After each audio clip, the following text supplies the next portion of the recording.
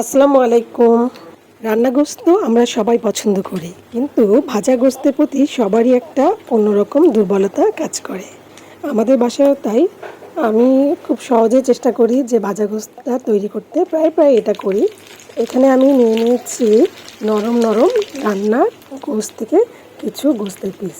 সরিষার তেল গরম করে সেই গোস্তের পিসগুলো দিয়ে দিয়েছিলাম। তার 5 মিনিট পরে আমি কিছু রসুনের কোয়া দিয়ে নাড়াচাড়া দিয়েছি, যাতে রসুনটা একটু নরম হয়ে আসে। আর রসুনটা নরম হয়ে আসার পরে আমি কয়েকটা কাঁচামরিচ দিয়ে দিয়েছি। কাঁচামরিচটা সুন্দর ঘ্রাণ আসে এবং খেতেও ভালো লাগে, ঝাল ঝাল। 2-1 আদার টুকরাও দেয়া যায় গোটা জিরা, শুকনা মরিচের টুকরা, অথবা নামানোর আগে চিলি ফ্লেক্স। আমি কাঁচামরিচ দেওয়ার ঠিক 5 মিনিট পরে আবার দিয়ে দিয়েছি পেঁয়াজের টুকরা। পেঁয়াজটা দিয়ে 5 মিনিটের মতো নাড়াচাড়া করে নামিয়ে নিয়েছি। নামানোর আগে কিছুটা কাবাব মশলা ছিটিয়েছি। এভাবেই আমি চেষ্টা করি সহজে একটু ভাজা গোস্ত তৈরি করার।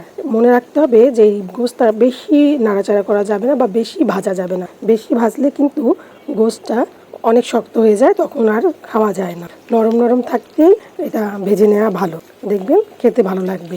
দারুণ রং হয়েছে আলহামদুলিল্লাহ। এবং মাঝে মাঝে গোস্ত রান্না করলে এভাবেও কিছুটা ভেজে সামনে পরিবেশন করবেন, সবাই পছন্দ করবেন।